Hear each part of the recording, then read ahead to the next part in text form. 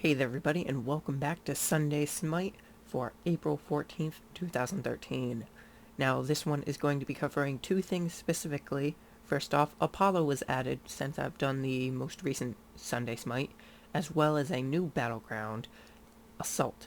So that will be pretty much the focus of this video, but if you have any questions or concerns or anything you want to see specifically, send an email to daesvailaskbox@gmail.com and I can answer your questions or try and cover a specific topic for you. But let's get on into seeing what Apollo is like.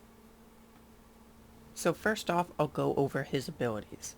His passive is Audacity, which after 10 successful basic attacks, Apollo will gain Audacity, attacking with both hands and increasing his attack speed by 100% for the next 5 attacks, hit or miss. So, for the next 5 attacks after you make 10 successful ones, even if you're missing, you will be having very high attack speed. So Beautiful is his first ability, which he will strum a single chord on his lyre. It's so beautiful it hurts, and it damages enemies at a long-range line, taking a moderate amount of damage, and that is modified by your physical attack power. Serenade is Apollo will use his amazing voice to mesmerize all nearby enemies for 0.7 seconds. Any damage done will break the effect. The moves is Apollo runs forward and slides on his knees, dealing 50 physical damage, increased by physical attack power, knocking all aside all enemies, and adding a stack of Audacity for each enemy hit. At the end of the slide, the movement speed is decreased for enemies and increased for himself and allies by 5% for 2 seconds. These will all obviously scale as well as the abilities are increased. These are the level 1 baseline abilities you start with. And then his ultimate is Across the Sky. Apollo will ride his chariot across the sky, choosing when to land, dealing 70, modified by physical attack power, damage every 0.2 seconds for 0.8 seconds, and knocking back enemies when he lands. Riding the chariot consumes 50 mana per second, so unlike Freya's ult, which is a set duration, he can ride as long as his mana can sustain him. Now here I'll show you a little bit of how his abilities play out in battle, and I'm going to gank on this little Ra, pushing a little too far. I'm going to initiate with my ultimate, which is, there we go.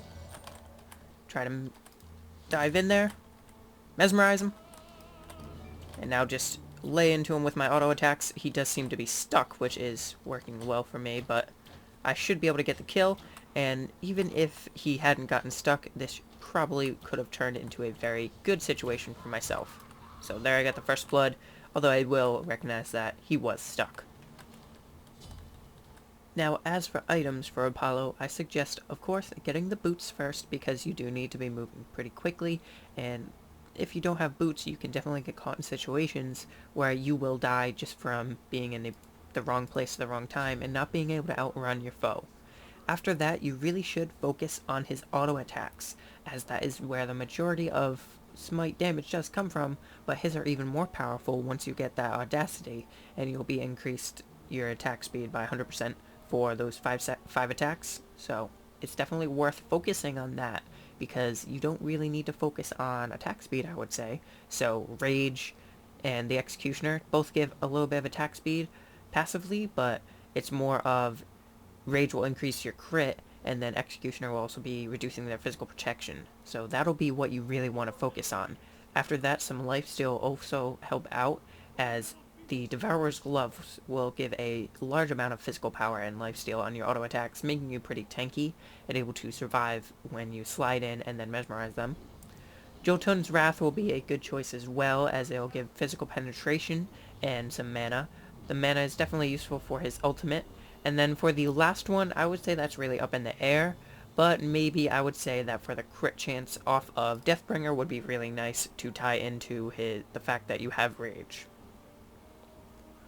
Overall, the way I see Apollo is as a very, very powerful pusher, as with his ultimate you can get on in, not have to worry about the fact that you're under a tower, and also see them, quickly slide and get out, and make it out of there with a decent amount of health, still being able to take out the creep wave that you just pretty much ignored. So he's very powerful, he's a very powerful pusher, and you have to be careful of that, as too early pushing on one lane might lead to disastrous results later on. So now we're going to switch on into Assault, where you see the new map. It's fairly different compared to even the jousting.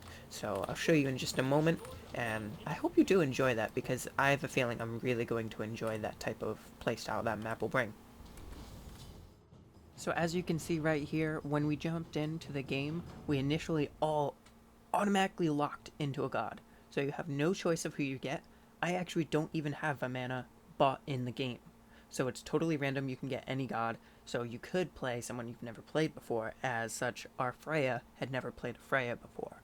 But we had a pretty good team of Ares, Odin, Vamana, Ra, and Freya against Vamana, Loki, Ra, Ymir, and Poseidon. So, pretty good matchup, I would say.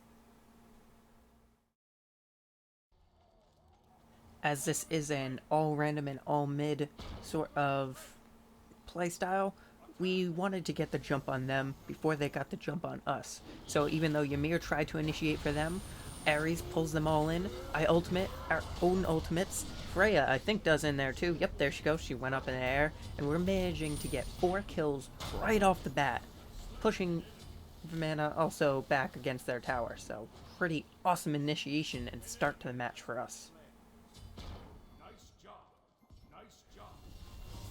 With this, you see I've already taken the fall in a battle. I was very, very low, and as you can't go back in these sort of matches, I pretty much had nothing to do except for die. I tried to lay out as much damage as I could, but I still was taken out. Then you can see Freya gets taken out, Ra gets taken out, and Odin runs for his life, but to no avail. So even though we tried to escape and at least some of us survive, we weren't able to. And they do take our first tower, and Poseidon actually goes up ahead, and even though he gets killed by the tower, which you'll see right here, he did that to stop the creeps, so that they could take out the tower without being hindered by them. So very smart play on their part, and very good turnaround, since we had just taken down their first tower. Now this is pretty much where the match gets wrapped up. They had just pushed our second tower down into our Phoenix at about half health, so we are pushing back hard. We had killed 2 of them on the retreat, but we needed to get a hard push into them or we weren't going to be able to win. Luckily, as we were pushing into them though, Ra did DC, and this probably saved the match for us. We pushed hard into him, I'm able to lay in a bale of damage into Poseidon, and then charge through him for the kill. I charged out of the tower, not noticing that had already fallen to our teammates. So, Ymir's trapped inside Odin's ult, and we take him out. It's 5 against 1, just Vamana on the other team. I lay into Vamana, trying to get him to concentrate on me and not on the other teammates. I charged out of there to save myself with only a bare bone amount of health left.